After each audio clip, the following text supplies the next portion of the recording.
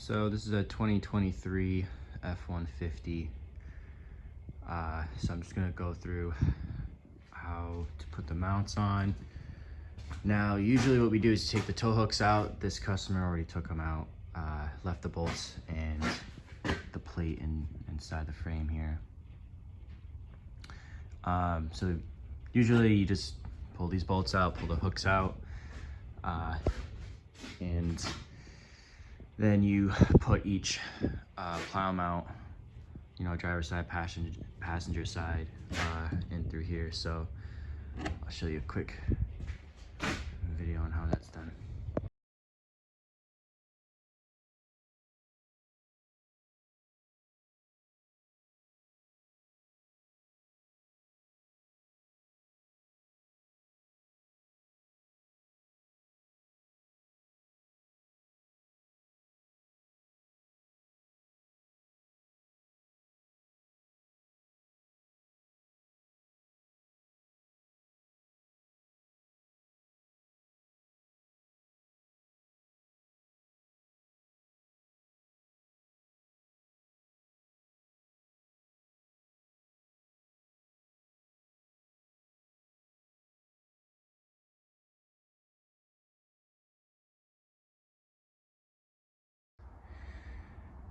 All right, so my procedure is I usually do mounts first. So at this point, this is basically prep work for wiring. Now, the first step that is best to do is the light harness, and that involves pulling the grill off, and which makes it easier just to pull these lights out in order to splice tap into the directionals and parking wires, which I'll show you in a second how to test light and such. With this specific style grill though, I'm going to show you how to run the wires through the grill. The only way to really do it is to keep the grill attached to the truck to an extent. I use cable ties. Reason being, you got to run your plugs through the grill, so I'll show you that in a sec.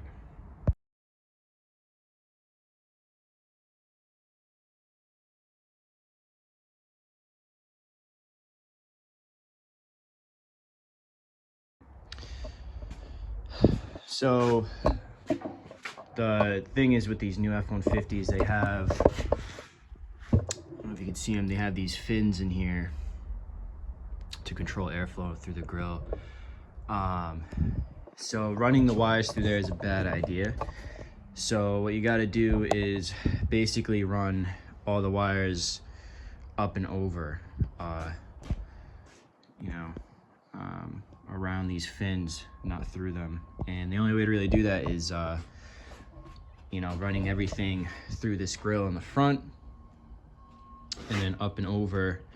And then from here, you can come back around and, you splice tap in the directionals and run your harnesses and everything else. So, like I said, what I do is I kind of keep everything loose. I take the grill out just to pull the lights out, make it easier. But after that, in order to run the plugs right, you gotta keep the grill on. So I just loosely cable tie it so it doesn't fall off while you're installing it. But you still have room to maneuver. So the next step from here is splice tapping into the parking and directionals. So you just gotta pull the lights out a little, and then splice tap into the wires for here. So I'll show you that part next. So with the grill out, you sort of run into everything sort of being farther away. So just to ensure you have enough slack, you may want to add, some extra wire just to reach, just make sure which is which. Blue for the plow light harness is for blinker, and then yellow is for parking. So right now I test for blinker first automatically. So like I said, you just hook up a light test light. And you just test light which is blinker, which is parking. So in this case, yellow. Yellow is parking. So you just splice tap into that one. I like to turn the directional off before splice tapping it.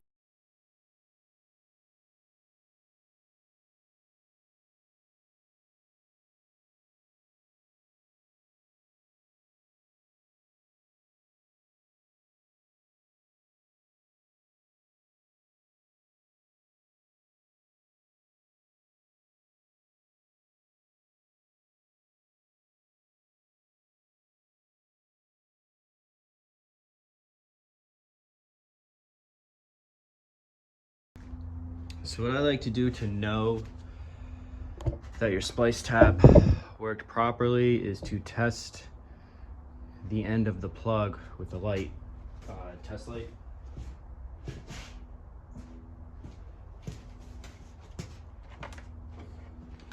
So that tells you that you got a good connection. So you just do the same thing with parking. So after you have the light harness splice tapped into the directionals and parking, I just like to, you know, bolt the lights back on, be done with that. So at this stage, you want to figure out where you're going to mount your solenoid. What you want to do is mount it somewhere close to the battery, you know, because you use this length cable or short, thick cable for power. So you want it somewhere near the battery to go to one of the posts. So what I'm gonna do here for this F-150 is just self tap it right here into this radiator cover. You can just use one screw. You can use two if you want to. You don't even actually have to mount it because this post here goes to ground on the battery, but it just keeps it out of the way of things if it's mounted.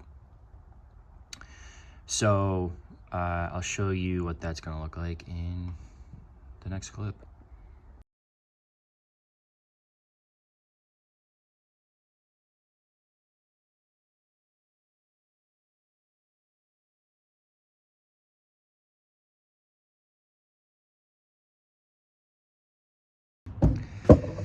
So next step is I'm going to be running the power and ground cable for the plow motor on the passenger side. So I'm going to run through the grill, and like I said, up and over. Sometimes, like, you may have to drill another hole in this plastic with like a step drill or whatever. I use this hole as well, but this will probably run one of the cables plus some other smaller wires, and I'll just run another hole here for another wire. So what I'll do is I'll end up coming up through here in the front, and then I'll loop down over, you know, the fins down into here, and then I'll run it, you know, behind here, and red cable will go here on the solenoid, and then the ground will go on the negative of the battery.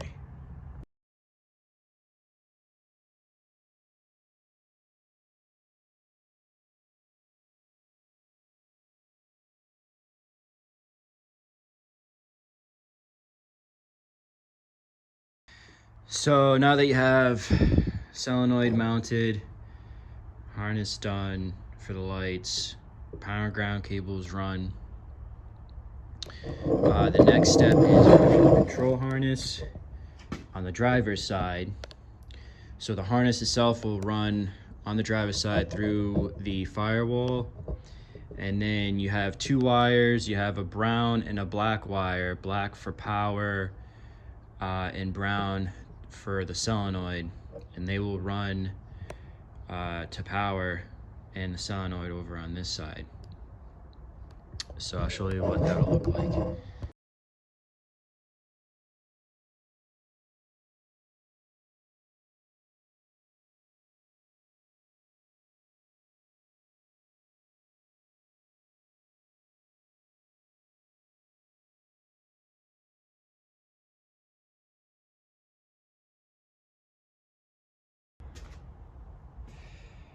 So now that you have your harness run, like I was saying earlier, you have your brown wire and your black wire. So first off, I'll just run the solenoid wire.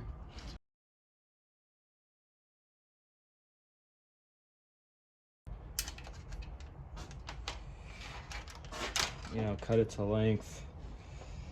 And this is a wire that goes on the post farthest from the mounting bracket on the solenoid.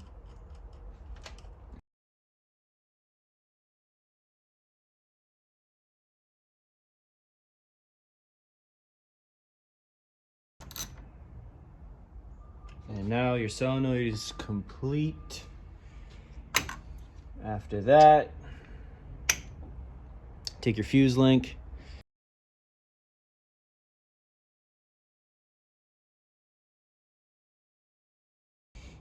add your connectors to it. You just want to check and see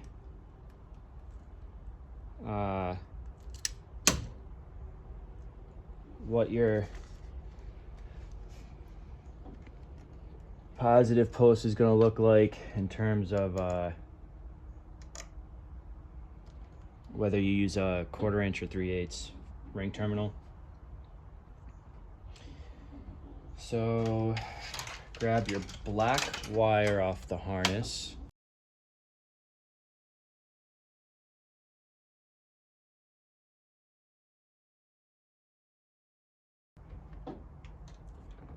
Connect your fuse link.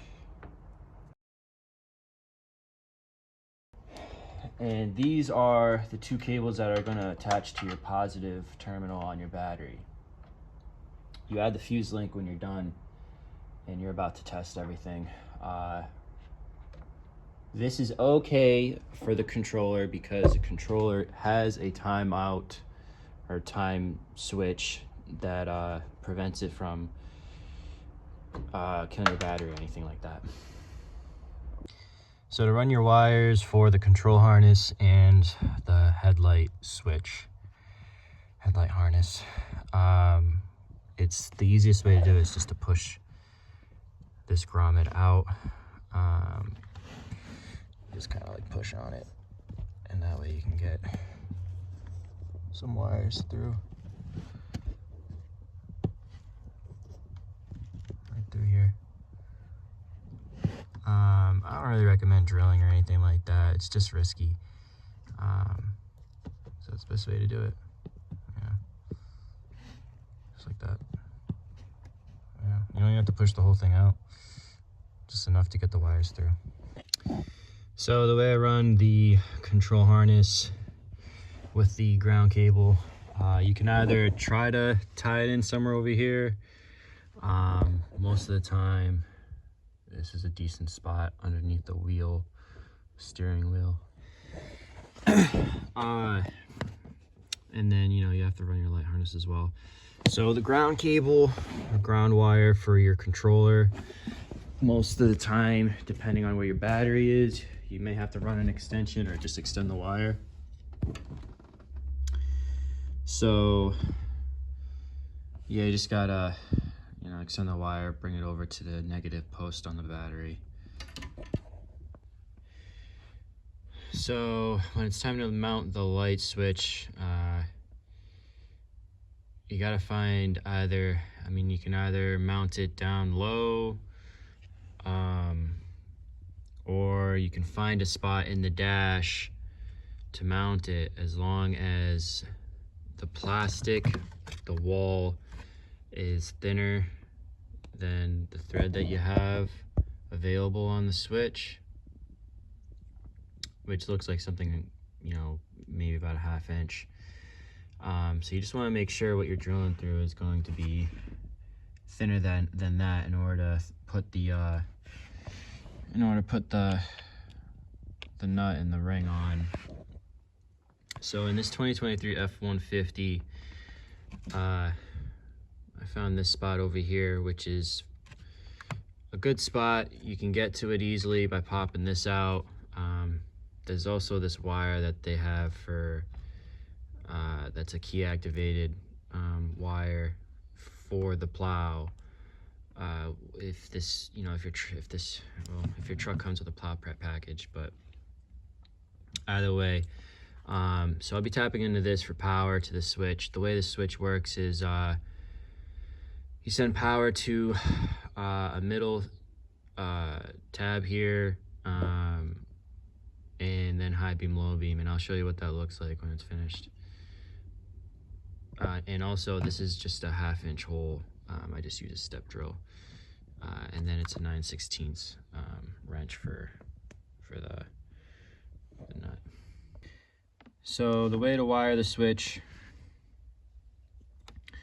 red is for high beam, black is for low beam off the harness itself, and then you use a center tab for power to power the switch. The way the switch functions is the way it's set right here is in the off position, and then you click it up, it connects to low beam, and then when you click it down, it connects to high beam. So what I usually do is I connect the switch and everything like that first, and then I'll send it through the back into its mounting place. So right now I'm about to connect power to this and make sure that it works. With this setup, this whole plow fuse, apparently you have to, in order to activate it, you have to turn on this plow light button here. What it does is apparently it turns off certain non-essential electronics so that it limits draw from the battery while operating the plow. So this is just a 20 amp fuse, and I'm only using it just to power the light switch while, you know, using the plow. You can run this direct to the battery if you want. Only problem with that is you want to make sure you turn the light switch off before you leave the vehicle, and then obviously you have the option of running power to a key activated fuse out of the fuse box itself, or you can run, I mean, you can even splice it into a key activated the ignition wire, which I don't really recommend, but yeah, we're gonna hook this up and see how it goes. But my recommendation is just to run it to a key activated fuse, so that if you do leave your lights on, this light switch on, when you take the key out of the truck, it, you know, it automatically turns off. And that's what the light switch looks like when it's all set. Now what you can do is you can you know, turn your key on. You can test light the plugs on the end, which is what I'm about to do to make sure that this works for high beam, low beam. So with the key on, I'm gonna turn this on.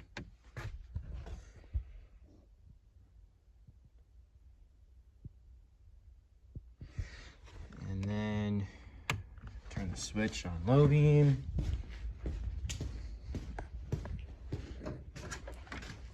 And then you just test light these here.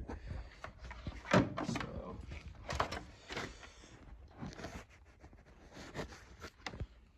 you got power. That's parking and low beam.